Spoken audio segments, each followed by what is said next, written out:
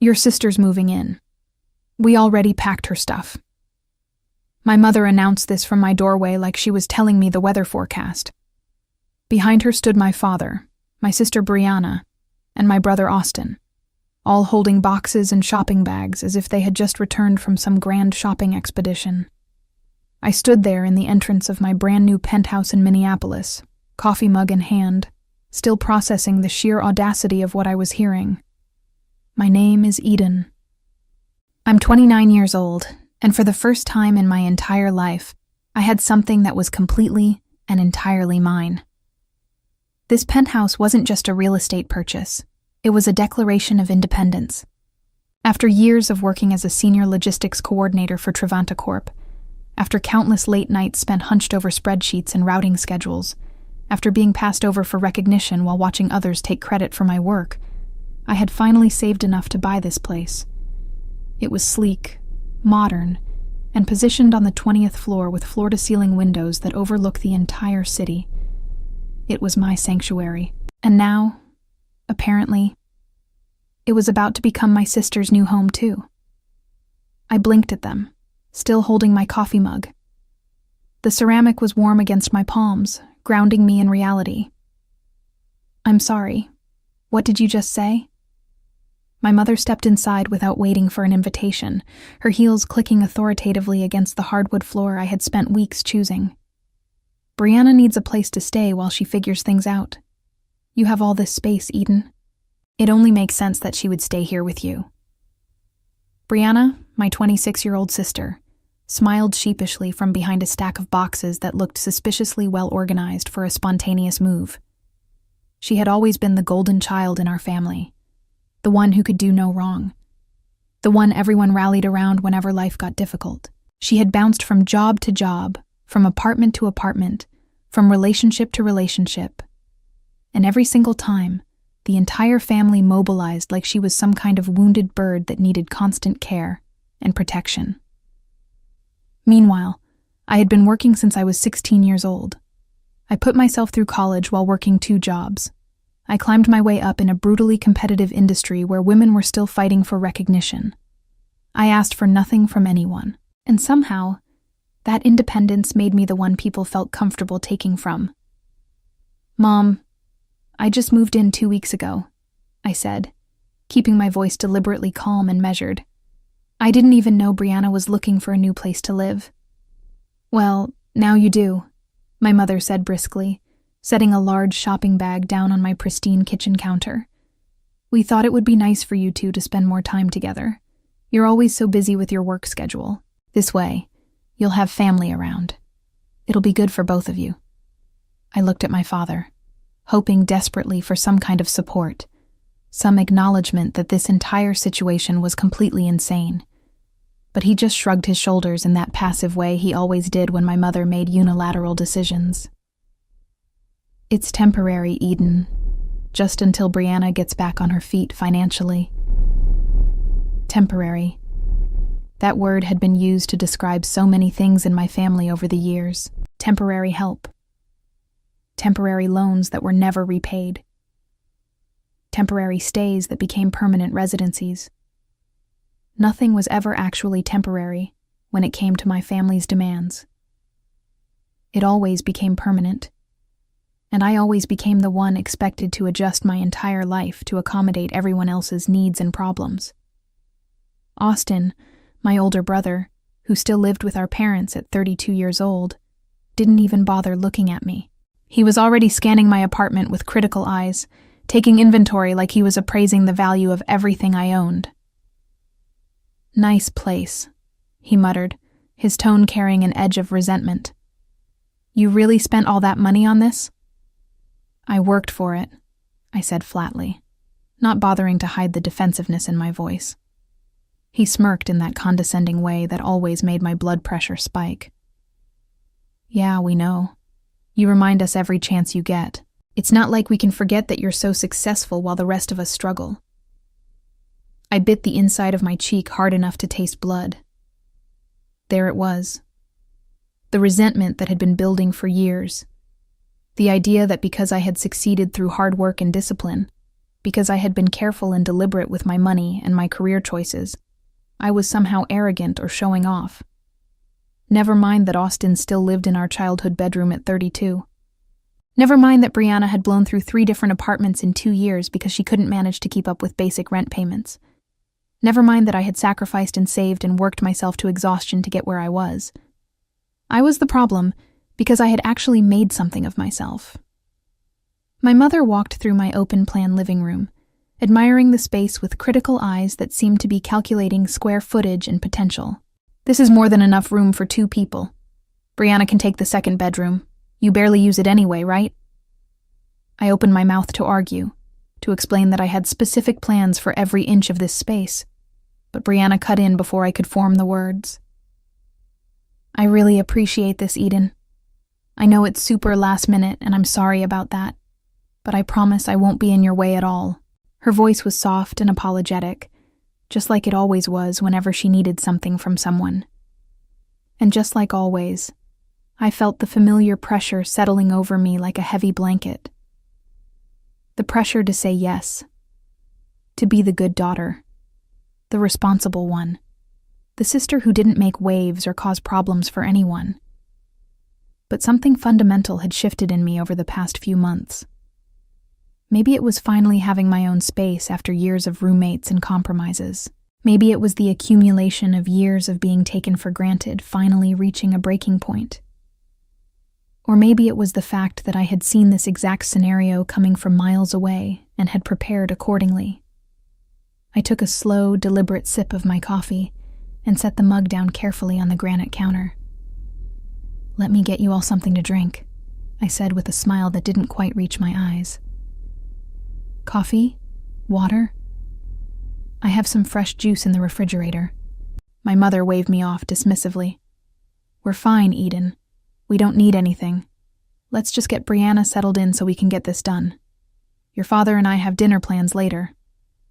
They moved through my apartment like they owned the place, opening doors without asking, peeking into rooms they had no business exploring, discussing where Brianna's furniture should go and which walls might need different paint colors.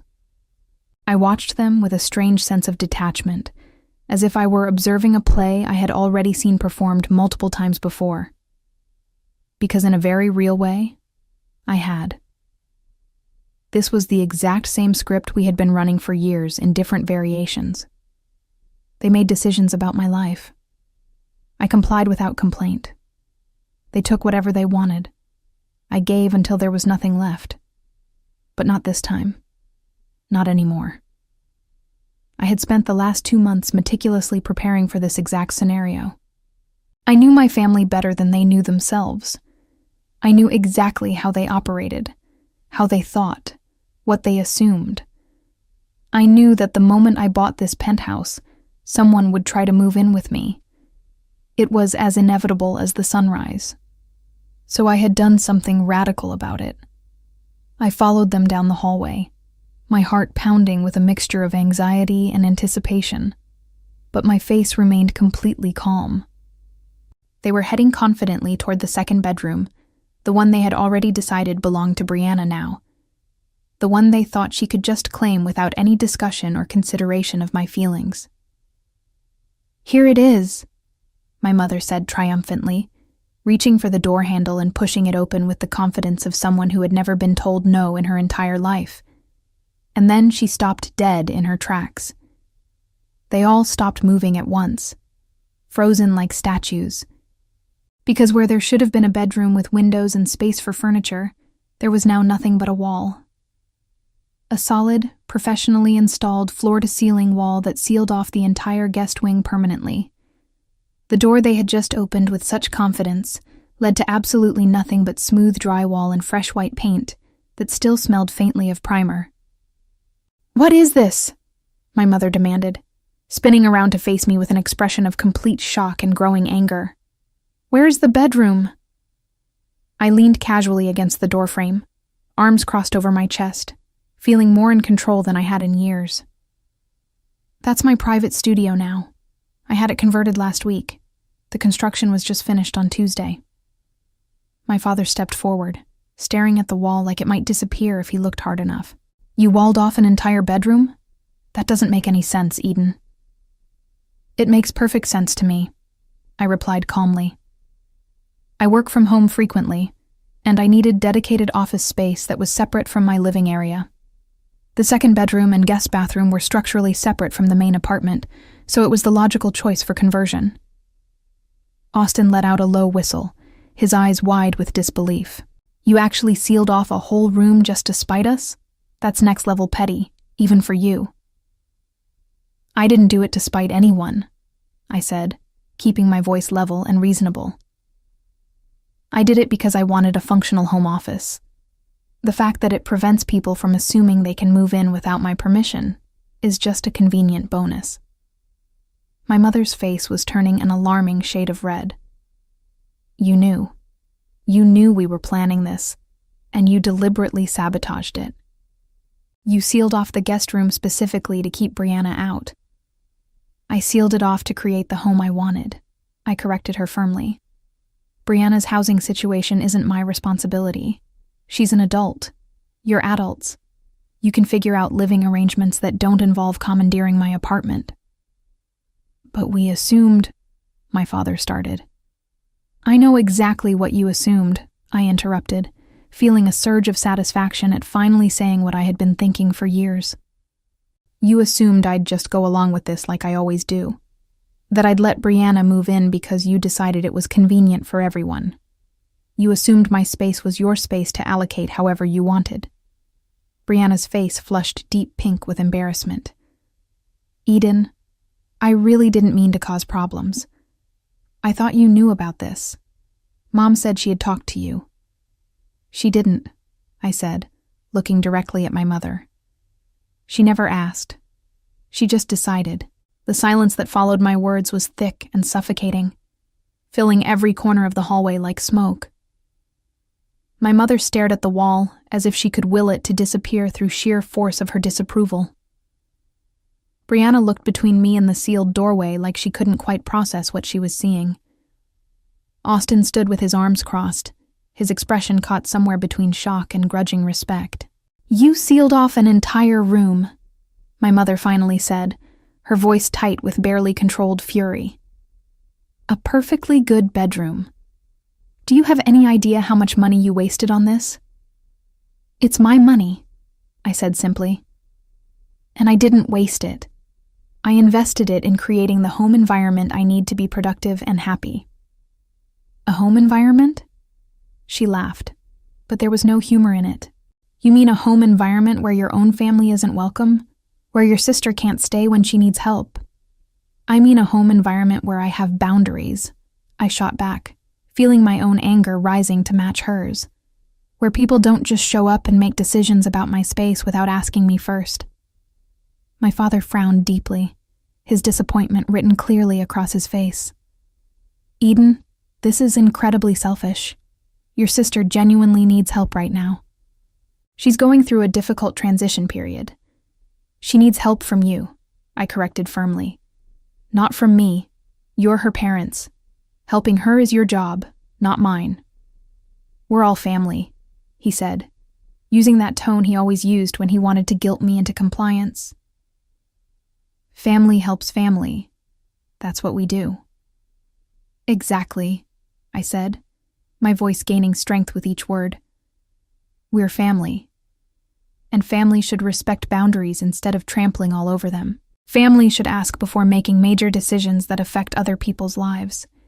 Family shouldn't assume that one person exists solely to solve everyone else's problems.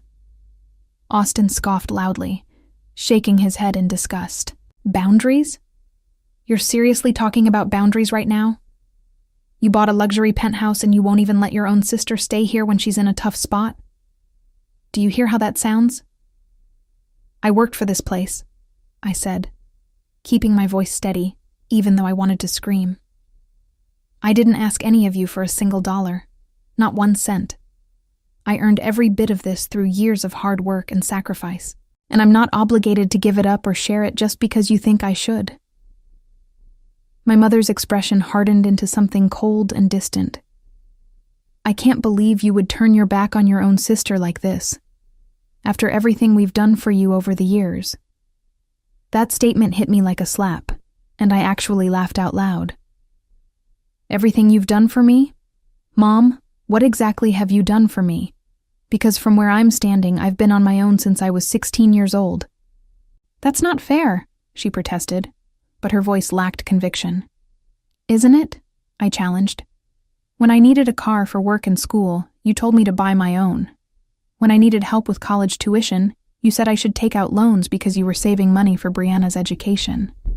When I was working 2 jobs and barely sleeping just to make ends meet, you threw Brianna a party because she got a receptionist job she quit 3 months later. So please, tell me exactly what you've done for me that I should be so grateful for. The truth hung in the air between us, undeniable and uncomfortable. My mother opened her mouth, then closed it again, apparently unable to come up with a response that would hold up under scrutiny.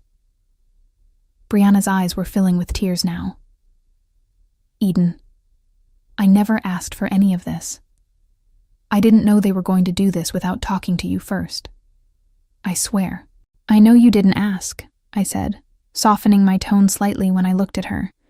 But you also didn't question it. You just went along with it because it was easier than figuring things out on your own. That's not fair, she whispered, but we both knew it was true. My mother grabbed her designer purse from the counter with sharp, angry movements. I think we've heard quite enough. This conversation is clearly going nowhere productive. Let's go. But what about Brianna's stuff? Austin asked, gesturing to the boxes they had brought in. We'll take it back, my mother said coldly, shooting me a look filled with hurt and anger and disappointment. Obviously, we're not wanted here. Eden has made that abundantly clear. I'm not saying you're not wanted, I tried to explain, but I knew it was pointless. They had already decided I was the villain in this story. I'm just saying that my home isn't available as a solution to problems I didn't create and wasn't consulted about. My father shook his head slowly, his disappointment palpable in the air around us. You've changed, Eden. Success has changed you. You used to be so caring and generous. Now you're just cold. No, I said firmly, surprised by the strength in my own voice. I haven't changed. I've just stopped letting you take advantage of me. There's a difference. The words landed like stones in still water, creating ripples that spread out in all directions. For a moment, nobody moved or spoke. We all just stood there in my hallway, surrounded by boxes that would never be unpacked, separated by truths that had needed to be spoken for years. Brianna was the first to move, picking up one of her boxes with shaking hands. I'm sorry, she said quietly, not quite meeting my eyes. I hope you know I never wanted to cause problems between you and everyone else. I know, I said, and I meant it. I hope you find a place that works out for you. I really do. She nodded slowly, still not looking directly at me, then followed our parents toward the door. Austin grabbed the remaining boxes with jerky, angry movements, muttering something under his breath that I couldn't quite hear, but could definitely interpret from his tone. The door clicked shut behind them, with a sound that felt remarkably final. And for the first time in what felt like years, I could finally breathe fully and freely. The first few days after my family left were strangely peaceful in a way I hadn't experienced in years. I went to work each morning, came home each evening, cooked dinner for one in my beautiful kitchen, and enjoyed the profound silence of my penthouse without any interruption or unwanted visitors. No one showed up unannounced at my door. No one called demanding explanations or apologies. It was as if they had collectively decided to freeze me out of the family completely. And honestly, I welcomed the distance with open arms, but I should have known better than to think it would last. On the 4th day after the confrontation, my phone rang during my lunch break at work. I was sitting in my office, reviewing shipping manifests for our new distribution hub in Wisconsin, when I saw my mother's name flash across the screen. I stared at it for a long moment, my finger hovering over the decline button, before finally answering. Eden, we need to talk. Her voice was calm and measured, using that particular tone she employed when she was trying to sound reasonable and mature, but was actually seething with anger underneath. "About what?" I asked, already knowing exactly what this conversation would be about. "About what you did. About that wall you installed. About the way you treated your family when we were only trying to help your sister." I leaned back in my office chair, looking out the window at the city skyline. "What about the wall, Mom?" "You deliberately sabotaged this arrangement," she accused, her voice rising slightly despite her obvious efforts to remain calm. "You knew Brianna desperately needed a place to stay, and you made absolutely sure she couldn't have one. You went out of your way to prevent your own sister from having a home." "I made sure I had the space I needed for my own home," I corrected her firmly. "Brianna's housing situation isn't my responsibility. She's 26 years old. She's perfectly capable of finding her own apartment. She's your sister, Eden. Your own flesh and blood." "And this is my apartment," I replied. "My home that I bought with my own money that I earned through years of hard work. I'm allowed to make decisions about my own space without asking permission from anyone." There was a long pause on the other end of the line. Then my mother's voice turned cold and sharp as ice. "You've changed, Eden. Ever since you got that promotion and started making decent money, you've become completely selfish and self-centered. You only think about yourself now." I actually laughed out loud at that statement, drawing curious looks from colleagues passing by my office. "Selfish? Mom, I've spent my entire adult life bending over backwards for this family. I've loaned money that was never repaid. I've covered expenses that no one ever offered to reimburse. I've listened to hours and hours of complaints and problems and drama without ever once asking for help with my own struggles. And now, because I won't hand over my home like it's community property, I'm suddenly selfish?" "You're being overly dramatic about this," she said dismissively. "We're just asking for a little help during a difficult time."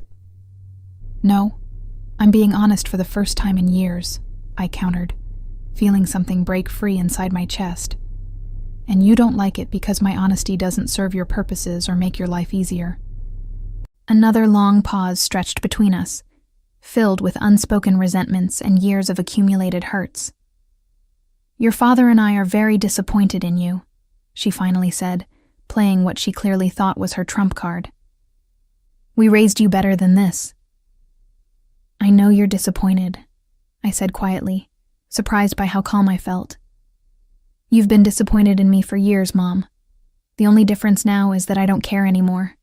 Your disappointment doesn't control me." I hung up before she could respond. My hands were shaking slightly, but I felt oddly calm and centered.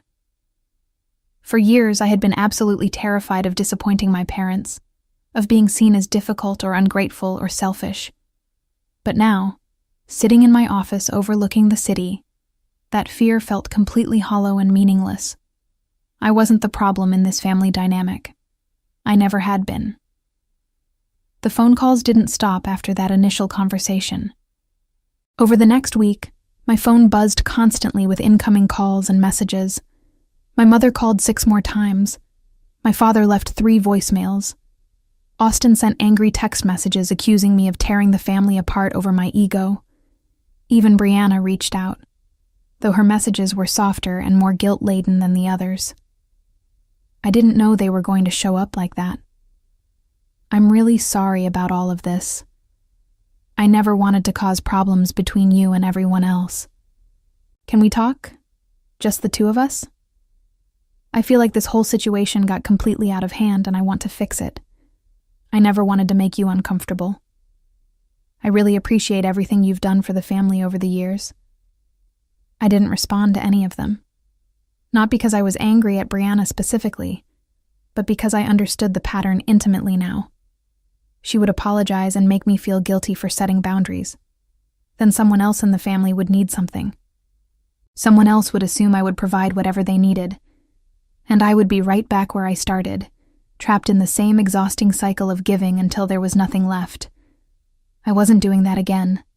Not ever. At work, I threw myself completely into a major project that required all my focus and energy. Trevanta Corp was expanding operations into 2 new distribution hubs in the Midwest, and I was leading the entire logistics coordination effort. It was intense and demanding work that required careful planning and constant problem-solving, but I genuinely loved it. There was something deeply satisfying about taking complex logistical challenges and creating elegant solutions that made everything run smoothly when everyone else thought success was impossible. My colleague Fiona noticed the shift in my demeanor during one of our afternoon coffee breaks. We were standing in the break room, waiting for the ancient coffee maker to finish brewing, when she said, "You seem different lately, like something's changed." "Different how?" I asked, genuinely curious about her perception. She tilted her head thoughtfully, studying my face. "I don't know exactly. Lighter, maybe? Like you're not carrying something incredibly heavy on your shoulders anymore. You seem more relaxed than I've ever seen you."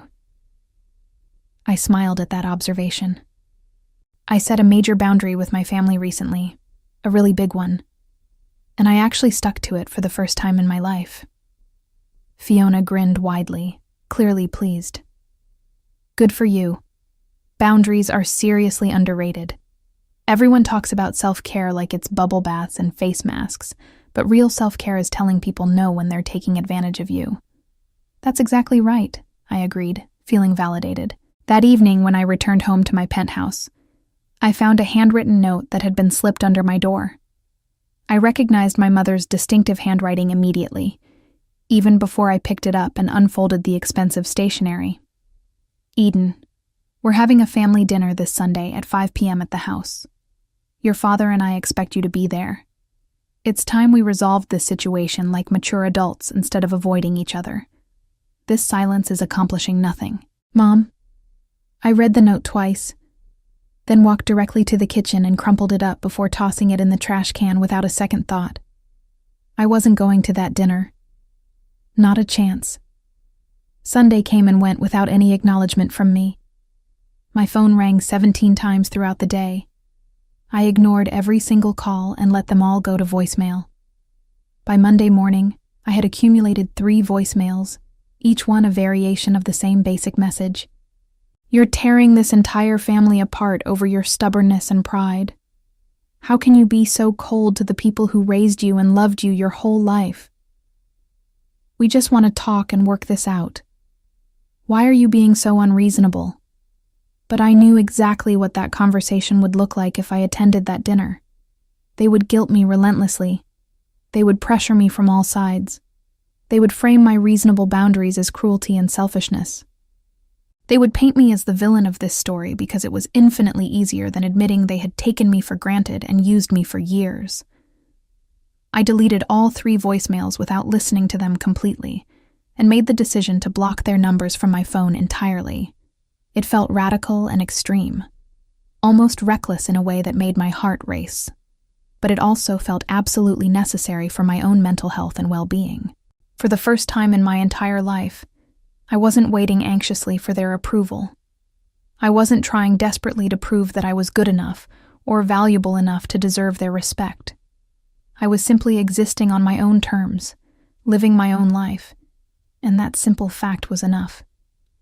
2 weeks after the wall incident had exploded my family relationships, I received a text message from an unknown number that I didn't recognize. "This is Brianna. I'm using a friend's phone because I know you probably blocked everyone. Please don't block this number too. I really just want to talk to you. Just the 2 of us. No parents, no Austin, nobody else." I stared at that message for several long minutes, my thumb hovering over the delete button. Part of me wanted to ignore it completely and maintain the distance I had worked so hard to create. But another part of me, the part that still remembered the little girl who used to follow me around everywhere when we were kids, wanted to hear what she had to say. I finally replied, "Okay. We can talk. But just talk. Nothing else." Her response came through almost immediately, like she had been waiting anxiously by her friend's phone. "Thank you. Can we meet somewhere? Just the 2 of us?" I promise I'm not trying to ambush you or gang up on you with anyone else. I thought carefully about where to meet. Somewhere public, somewhere neutral, somewhere I could leave easily if the conversation went badly. Coffee shop on 4th Street. Tomorrow morning at 10 a.m.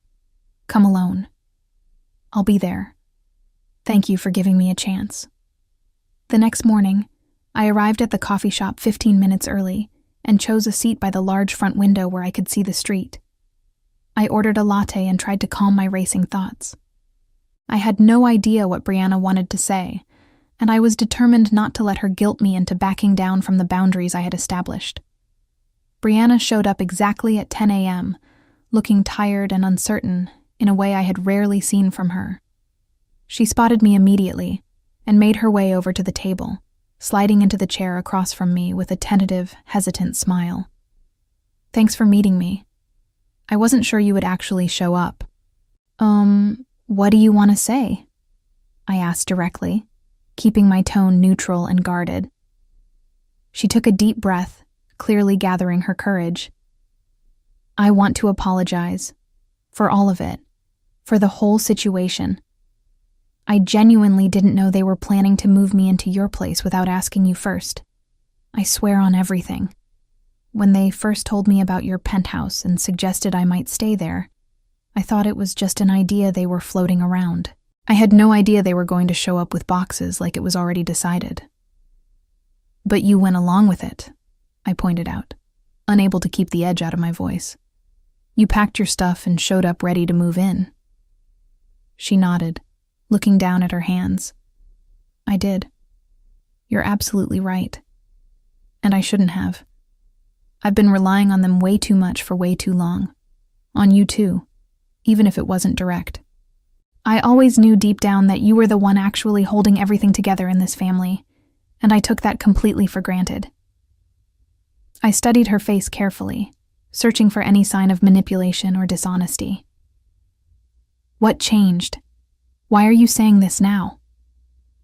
I talked to my friend Jessica about everything that happened, she explained. She's the one whose phone I'm using. She pointed out some things that I really needed to hear. She said I've been letting Mom and Dad make all my decisions for my entire life, and that it's not fair to you. Or to me, honestly. I need to figure out my own life instead of constantly expecting other people to fix everything for me. What are you going to do? I asked, genuinely curious. I found a roommate situation that should work out, she said, sounding more confident. It's not fancy or anything special, but it's mine. I'm paying for it myself with money I'm earning. I'm also seriously looking into going back to school for something practical this time. Maybe medical billing or healthcare administration or something with actual job prospects. That sounds really good, I said, and I genuinely meant it. I know you probably don't believe me right now, she said, her voice quiet and sincere. But I really am sorry, Eden. You deserved so much better from all of us. From me especially. You've been carrying this family on your shoulders for years, while we all just took and never gave anything back. I felt something loosen slightly in my chest. Not complete forgiveness exactly, but acknowledgement. Recognition. Thank you for saying that. It means more than you probably realize. We sat in somewhat comfortable silence for a moment, sipping our coffee and watching people walk by outside the window. Do you think we can ever get back to normal? Brianna finally asked, breaking the silence. Like how things used to be between us when we were younger? I considered that question carefully, choosing my words with deliberate care. I honestly don't know, Brianna. But I also think that normal wasn't actually working for me. It was working for everyone else, but it was slowly destroying me. So maybe we need to find something different instead. Something healthier for both of us. She nodded slowly, seeming to genuinely understand what I was saying. Yeah, maybe you're right about that. Normal wasn't really fair to you at all, was it? No, I said simply. It wasn't. We finished our coffee without saying much else, the conversation having reached a natural conclusion. When we stood to leave, Brianna hugged me briefly, and I let her, I didn't return the embrace with enthusiasm, but I didn't pull away either. It wasn't a full reconciliation, not by any stretch of imagination, but it was something. A starting point. A possibility for the future. But the rest of my family was an entirely different story that wouldn't be resolved as easily. Over the next month, my parents tried every possible angle to break down my boundaries and force me back into my old role. They sent long, guilt-laden emails that detailed all the ways I was hurting the family. They recruited extended family members to reach out on their behalf, creating a coordinated campaign of pressure. My Aunt Patricia called me one afternoon, her voice dripping with disappointment as she said, "Your mother is absolutely heartbroken over this situation, Eden. Don't you think you're being just a little bit harsh and unforgiving?" I told her the exact same thing I told everyone else who tried to intervene. I set a reasonable boundary to protect my own space and well-being. If they can't respect that basic boundary, that's their choice to make, not mine. Eventually, slowly but surely, the calls began to slow down. The messages stopped arriving with such frequency. The pressure started to ease. And I realized something that surprised me deeply. I didn't miss them at all. I missed the idea of them, maybe. The idealized version of family I had always hoped we could be someday. But the actual reality of who they were, the exhausting and completely one-sided dynamic we had been living in for years, I didn't miss that at all. Not even a little bit. My life became quieter in the aftermath. Simpler, more peaceful. I focused intensely on my work, pouring my energy into projects that challenged and fulfilled me. I invested time in hobbies I had neglected for years. I started taking a pottery class on Thursday evenings at a local studio. I joined a book club that met monthly at a bookstore near my apartment. I went on a solo trip to Colorado and spent an entire weekend hiking through mountains and reading by a pristine lake. I wasn't lonely. I was free. And that freedom felt like the most valuable thing I had ever earned in my entire life. One evening, about 6 weeks after the wall incident had permanently fractured my family relationships, I was sitting on my balcony watching the sunset paint the sky in shades of orange and pink when my phone buzzed with a new message. It was from Brianna. "Just wanted to let you know I started my classes this week. Medical billing certification program. It's harder than I expected, but I'm actually doing it. Thought you might want to know." I smiled genuinely and typed back immediately. "I'm really proud of you. Keep going." Her response came through within seconds. "Thanks. That actually means a lot coming from you." I set my phone down and looked out at the city sprawling below me. The skyline was painted in beautiful shades of pink and deep orange, and the cool evening air felt refreshing against my skin. I thought about the wall that had started all of this, about the door that led to nothing but blank space, about the choice I had made to protect my boundaries and my home. It had cost me something significant. My relationship with my parents, possibly permanently damaged beyond repair. The comfortable illusion of family unity I had desperately clung to for so long. But it had also given me something infinitely more valuable. It had given me myself back. My autonomy, my freedom, my self-respect. And that, I realized with complete certainty, was worth absolutely everything. I spent the next several months building a life that was genuinely mine in every way that mattered. Work continued to go extraordinarily well. I was promoted again to Regional Logistics Director, a significant role that came with substantial responsibilities and a raise that made my original salary look tiny in comparison. My penthouse remained exactly what I had hoped it would be. A peaceful, private sanctuary that I filled deliberately with things that brought me joy and comfort. Plants lined every windowsill, creating a small jungle. Bookshelves covered an entire wall, filled with novels and biographies I had always wanted to read. My studio, the converted space that had once been designated as a guest room, was now a fully functional home office with a standing desk, dual computer monitors, and a view that made even the longest workdays feel bearable and pleasant. I had also started seeing someone new. His name was Owen, and I had met him at a professional conference about supply chain innovations. He was a civil engineer with an infectious laugh and kind eyes, and most importantly, he respected my boundaries without question or complaint. When I told him the entire story about the wall and my family's reaction, he had laughed and said, "That's absolutely brilliant. I honestly wish I had thought of doing something similar with my own family years ago." We weren't serious yet, just dating casually and seeing where things might go, but it felt good to spend time with someone who understood instinctively what it meant to build a life on your own terms without apology. One Saturday afternoon in late autumn, I was at a home goods store browsing through curtain options for my bedroom when my phone rang with a number I didn't recognize. Something made me answer it instead of letting it go to voicemail. "Hello?" "Eden, it's Austin." I froze in the middle of the aisle, my hand still holding a fabric swatch. I hadn't spoken to my brother since the day they had tried to move Brianna into my apartment. "What do you want?" I asked cautiously, my guard immediately going up. "I need to talk to you, in person. It's important." "Why would I agree to that?" "Because I owe you a genuine apology," he said, his voice lacking its usual arrogance. "And because there's something you really need to know about Mom and Dad. Something serious." I hesitated, every instinct screaming at me to decline and hang up immediately. But curiosity got the better of my caution. "Fine. Coffee. The same place I met Brianna. Tomorrow at 11 a.m. Don't be late." "I'll be there. Thank you for giving me a chance."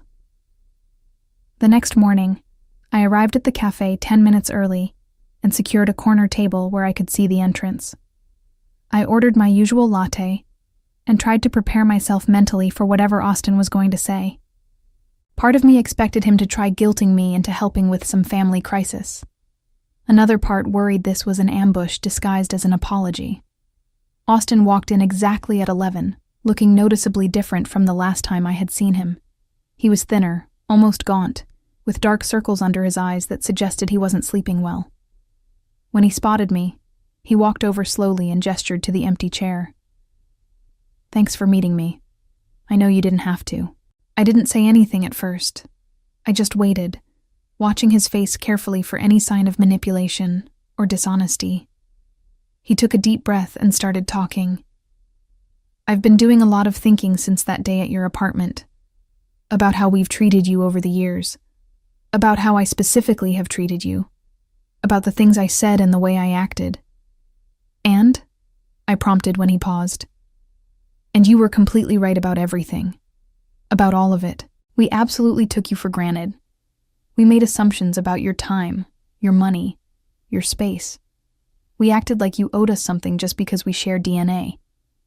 And when you finally said no and stood up for yourself, we tried to make you feel like you were the villain." "What changed?" I asked directly, not willing to just accept his words at face value without understanding his motivation. He rubbed his face tiredly. "I moved out of Mom and Dad's house finally. Got my own apartment about a month ago.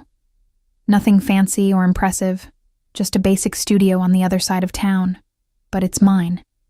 And for the first time in my entire adult life, I'm actually paying all my own bills and managing my own life without anyone else doing it for me." "Good for you," I said, meaning it genuinely. "It's been really hard," he admitted.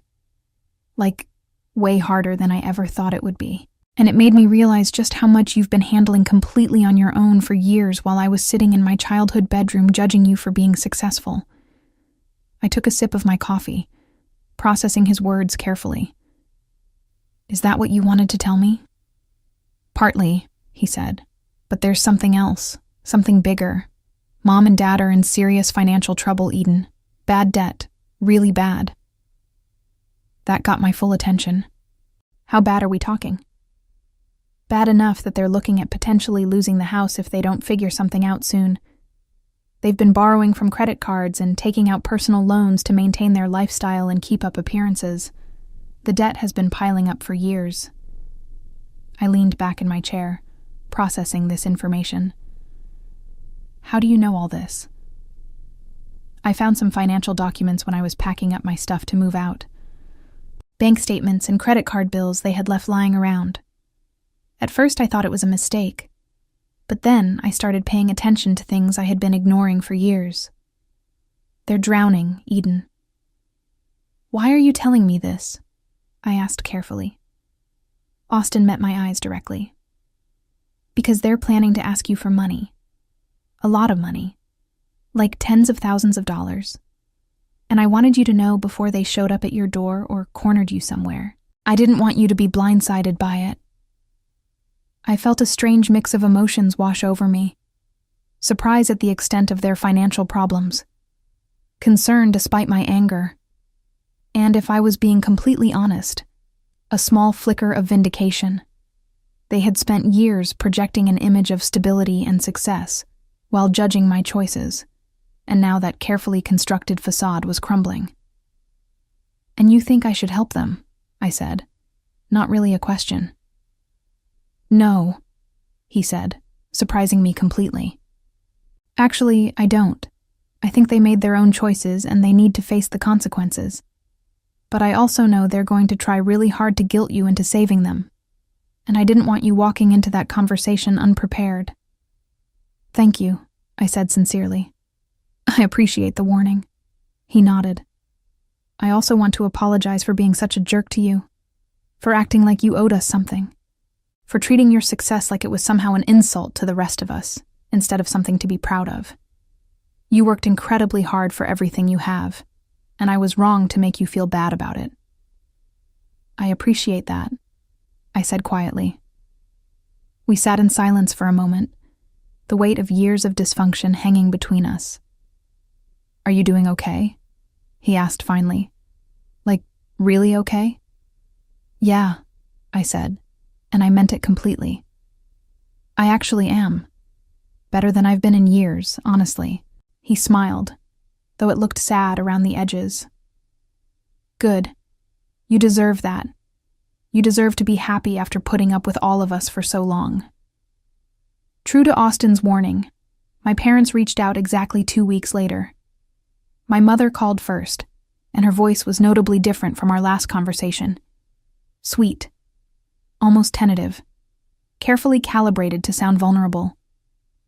Eden, sweetheart. Your father and I were really hoping we could take you out to dinner. Just the three of us. We miss you terribly, and we'd love to spend some time together. I'm busy, I said automatically. Please, honey, it's important. We really need to talk to you about something. I sighed, already knowing exactly where this was heading. Fine, but I'm picking the restaurant, and I'm only available for an hour. I have other commitments. Of course. Whatever works for you, dear. We met at a casual Italian restaurant near my office building 2 days later. My parents arrived looking notably strained but determinedly cheerful, putting on brave faces that didn't quite reach their eyes.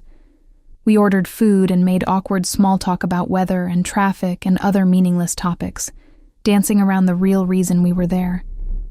Finally, after the waiter brought our entrees, my father cleared his throat and got to the actual point. Eden, we need to discuss something serious with you. Your mother and I have hit some rough patches financially. Some unexpected expenses and unfortunate situations have put us in a difficult position. We were hoping you might be able to help us out temporarily. How much? I asked bluntly, not interested in dancing around the subject. My mother flinched at my directness. We were thinking around $30,000, just to get us back on stable ground. We'd pay you back, of course, with interest if you want. I took a slow sip of water and set the glass down carefully on the table. No. My father's expression shifted to confusion. Eden, we're your parents. This is serious. I understand it's serious, I said calmly. And my answer is still no. I'm not giving you $30,000. We'll pay you back, my mother insisted desperately. We promise. Every single penny. No, you won't, I said flatly. Just like you never paid back the $5,000 I loaned Austin 4 years ago, or the $3,000 I gave Brianna when she got evicted from her second apartment, or the countless other times I covered expenses and never saw that money again. You won't pay me back because you've never paid anyone back in your entire lives." "That's completely different," my father protested weakly. "How is it different?" I challenged. "Explain to me exactly how this situation is different from all those other times." He opened his mouth, but no words came out. He had no explanation because there wasn't one. My mother's eyes filled with tears. "Eden, please. We're genuinely struggling here. We could lose the house. Don't you care about that at all?" "I care that you're struggling," I said honestly. "But I'm not responsible for fixing problems you created through your own choices. You spent years living beyond your means to maintain appearances. You borrowed money you couldn't pay back. You made financial decisions without considering consequences. Those were your choices, not mine." "But we're your parents," my father said, playing what he clearly thought was his strongest card. "Children are supposed to help their parents when they're in need." "And parents are supposed to support their children," I countered. "They're supposed to treat them fairly and help them when they need it. But you didn't do that for me, ever. So don't lecture me about family obligations now that you need something." My mother dabbed at her eyes with her napkin. "I can't believe you would abandon us like this in our time of need. After everything we did for you growing up." "What did you do for me?" I asked, genuinely curious to hear her answer. "Please tell me specifically what you did that I should be so grateful for." She stammered, clearly not expecting the question. "We raised you. We fed you and clothed you and gave you a home." "That's called the bare minimum of parenting," I said. "That's literally the legal requirement. You're supposed to do those things. That doesn't mean I owe you my life savings in return."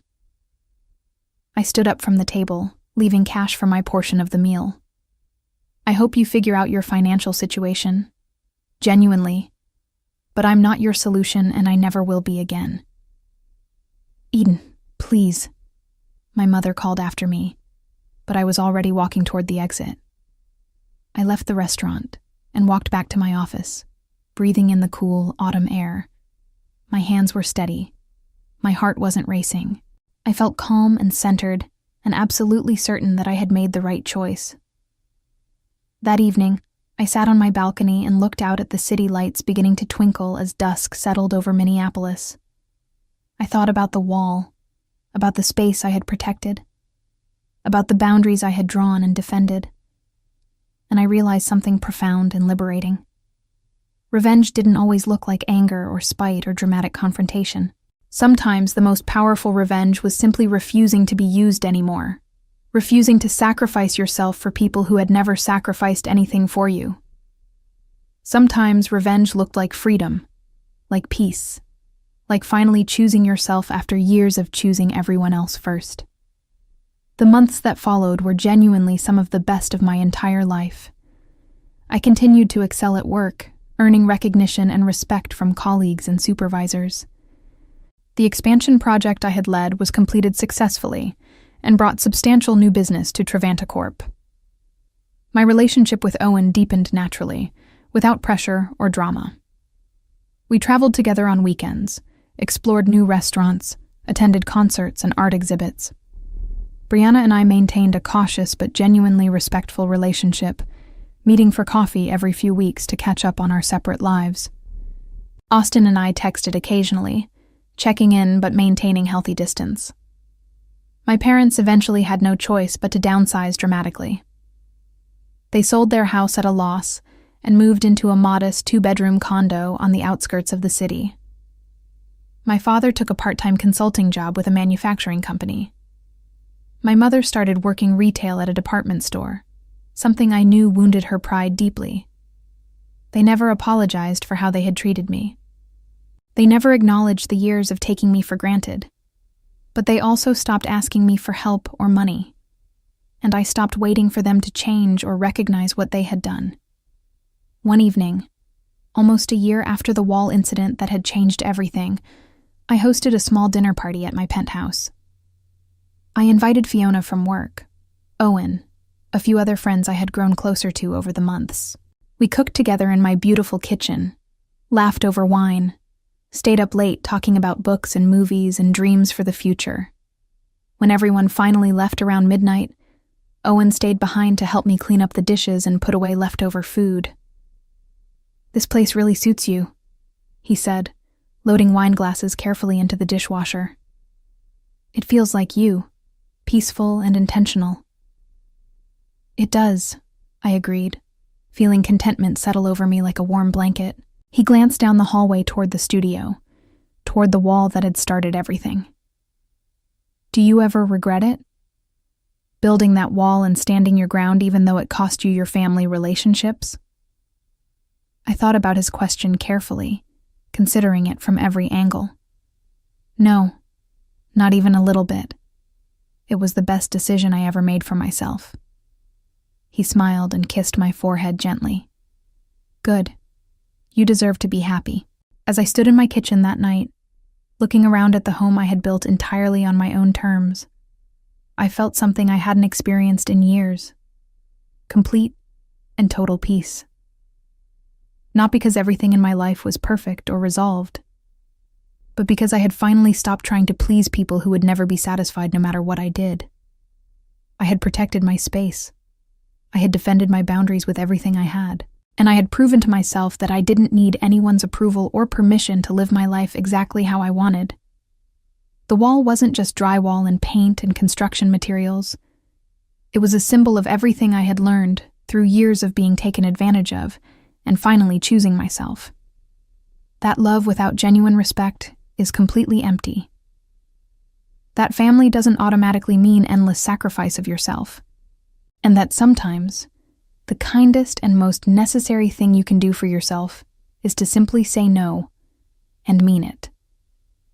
My parents never did recover financially the way they had hoped. They struggled for years with mounting debt and diminishing resources, eventually filing for bankruptcy that wiped out most of what they owned. My father's part-time consulting work never led to anything permanent. My mother's retail job barely covered basic expenses. They blamed their situation on bad luck, on the economy, on unfair circumstances, on everything except their own decades of poor choices. Austin checked in on them occasionally out of obligation, but he had learned his own hard lessons about boundaries and self-preservation. He didn't bail them out either, no matter how much they pressured him. Brianna finished her medical billing certification program with surprisingly good grades and landed a stable job at a large clinic that offered benefits and room for advancement. She moved into a small but comfortable apartment that she shared with a reliable roommate, and she slowly built a life that was actually hers for the first time. We stayed in touch regularly, meeting for coffee or lunch every few weeks. The dynamic between us would never be what it was when we were children, but it was healthier now. More honest. More equal. As for me, I kept moving forward into a future I was building deliberately. I traveled extensively. I grew and advanced in my career. I invested deeply in friendships and relationships that brought genuine joy and reciprocity into my life. Owen and I eventually moved in together, not into my penthouse, but into a new place we chose together as equal partners. The penthouse remained mine, a space I kept as both a home base and a constant reminder of where I had come from and what I had fought so hard to protect. Looking back on everything that happened, I realized with absolute clarity that the wall was never really about revenge against my family. It was about self-preservation.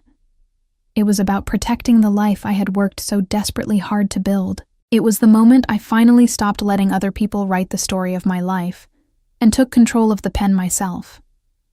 And in protecting that space, that boundary, that fundamental right to my own home and my own choices, I had ultimately protected the most important thing of all.